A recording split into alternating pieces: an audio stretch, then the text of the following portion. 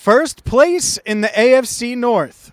Hi again, everyone. I'm James Rapine with allbengals.com and Cincinnati Bengals talk here at Paul Brown Stadium, where it was a Baltimore beatdown, round 2, this time at Paul Brown Stadium, where the Cincinnati Bengals crush the Baltimore Ravens 41-21 in a game that really wasn't that close, never really felt close, and it was all Bengals all the time, specifically on offense. They scored on their first 7 possessions.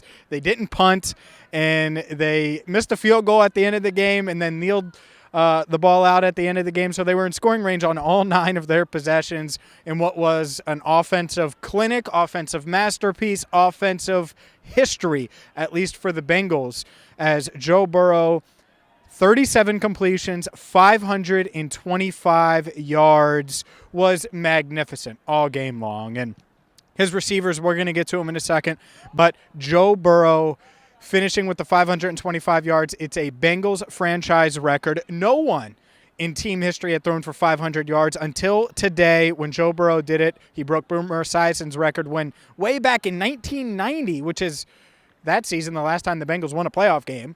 It was 490 yards that Boomer Esiason threw way back then. Burrow broke that today and continues to etch his name into the Bengals record books. He also threw for 4 touchdowns, just put up huge numbers, and it was because of these wide receivers making huge plays. T. Higgins, awesome performance, goes over 1,000 yards on the season, had 194 yards, 2 touchdowns, including an amazing 52-yard grab where I still don't know how in the hell he had the strength in his hands to hold the ball because the ball hit the ground, but he maintained possession through it, even though he had to sky over 2 Ravens defenders to make the catch at the end of the first half. That set up his first touchdown. He also had a 13-yard score and was just magnificent. I believe he had 11 receptions on 12 targets or 12 receptions on 13 targets. It was something like that. It was crazy efficient for T. Higgins as he crosses the 1K mark. And Jamar Chase with his 3rd 100-yard game of the year, the rookie wide receiver with a $125, I believe it was. I'm trying to remember all these numbers in my head. I know he had 7 receptions. And the thing I liked about Jamar today, they didn't get him involved downfield. It was a lot of zone stuff. They were trying to keep the Bengals in front of them.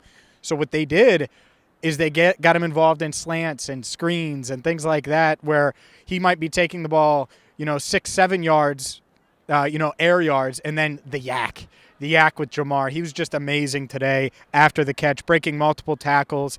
T. Higgins was the same way. C.J. Uzomah had a couple plays like that, and it was a collective effort. And the funny part is you talk about those 2 guys, and you can't forget about Tyler Boyd, who was also big. 3 receptions for 85 yards, including a 68-yard touchdown.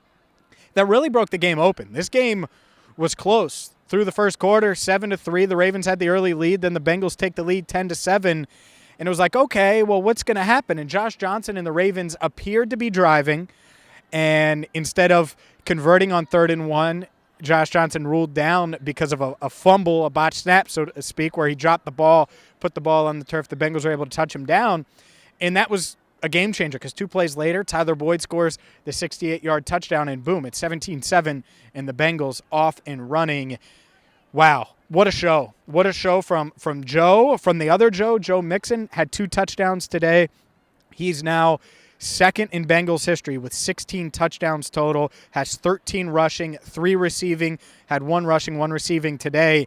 And he's 1 away now from signing Carl Pickens' franchise record for most touchdowns in a season of 17. Pickens set that mark in 1995.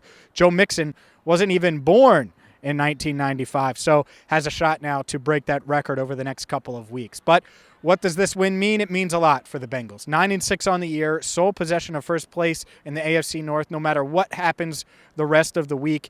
And they have a real shot now, if they win one of the next 2, to win the division. They swept Pittsburgh, they have the tiebreaker on them. They swept Baltimore, they have the tiebreaker over them. They still have Cleveland with the chance to earn that tiebreaker, but they play the Chiefs next week. So you got the Chiefs, you got the Browns, 9-6 going into those matchups, a chance at 11-6, and a chance to move up in the AFC playoff race. We'll keep you up to date on all of that here on Cincinnati Bengals Talk after the dust settles from Week 16 and everything ends, all these games end, because a lot of teams right now as we record this are still playing. But once that's done, we'll keep you up to date there, and I'll keep you up to date as well on allbengals.com. But my takeaway, honestly, is, look, the Bengals, they knew they were better from the jump, and they flexed on offense, and they did kind of what I expect this offense to do at this time of the year. The weather's great. I didn't have to wear an overcoat or anything like this. This is what I was wearing in September, the Bengals games. And when you have great weather like this and you have the weapons, you got to use them, and you got to utilize them, and you got to put them in positions to win. And I think they maximized what Chase could do today. I think they really put Higgins in a position to win, and Burrow was magnificent. He was extremely accurate. He moved well in the pocket. He continues to look better and better and better, and that's exactly what you want as, one, he makes a run at comeback player of the year, and two, you're trying to see if this team not only can win the division for the first time since 2015, but maybe win a playoff game. Dare we go there yet? No, we won't go there yet. Plenty of time to go there, but here's where you should go right now is mybookie.ag, and maybe wager on Joe Burrow's comeback player of the year chances, or maybe you made money today by betting on the Bengals. I know they were 7-point favorites after all the quarterback craziness happened on Saturday where Tyler Huntley was put on the COVID-19 list. Lamar Jackson didn't travel. Well, look, the Bengals, they continue to roll, and you can roll right now with MyBookie. You're going to get a 100% deposit match on your first deposit. If you go to mybookie.ag, sign up for free. You make that first deposit, use promo code BengalsTalk. You're going to get a 100% deposit match. It's that easy. It's free money. You can wager on Bengals Chiefs next week, Joe Burrow winning comeback player of the year, maybe Jamar Chase offensive rookie of the year. I think he's right there in the race. 100-yard game today, could potentially be offensive rookie of the week again, or rookie of the week. Has a real chance now with a couple of weeks to go to get that 1,400 yards that he needed across the, I'm trying to think here. Yeah, he's well over 1,100. He's probably around 1,150 plus yards, just doing the math in my head as we record this. So Jamar Chase, you could bet on that and so much more. MyBookie.ag, promo code BengalsTalk for a 100% deposit match. But look, this team, first winning season since 2015 at 9-6, regardless of what happens the final couple of weeks, made huge, huge strides this year. But this can be the year where they continue to make them, and that's my big takeaway from today, because they played a team in the Ravens that, yeah, they were shorthanded. They were going to play like they had nothing to lose on offense, and you saw that early. They're fast-paced. You saw it when they scored towards the end of the second quarter. But the Bengals answered right back because the Ravens' defense was just Swiss cheese, especially going up against a guy like Burrow. They need this offense to play like this for the final couple of weeks and into the playoffs. If they're going to win big games, yeah, their defense needs to hold serve. It needs to be better on third down than it was today. That's the one blemish. All of that. But this offense is what's scary. Joe Burrow playing at a high level. Joe Burrow moving in the pocket. Joe Burrow getting the ball to his playmakers. That's what's going to scare opponents. That's what the Chiefs are going to be focused on next week. That's what the Browns, and then after that, whoever they play in the playoffs, assuming they make the playoffs, that's what they're going to be concerned about. So make sure that you're playing your best offensively going into late December, now January.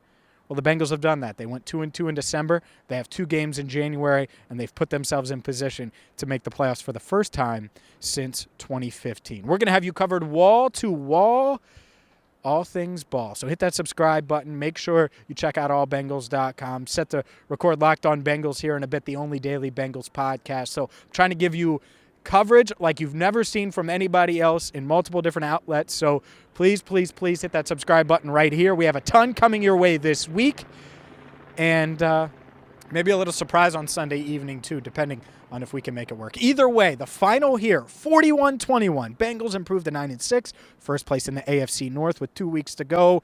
We got you covered. So hit that subscribe button for our editor, Andrew Foxmiller. I'm James Rapine, signing off for now at Paul Brown Stadium.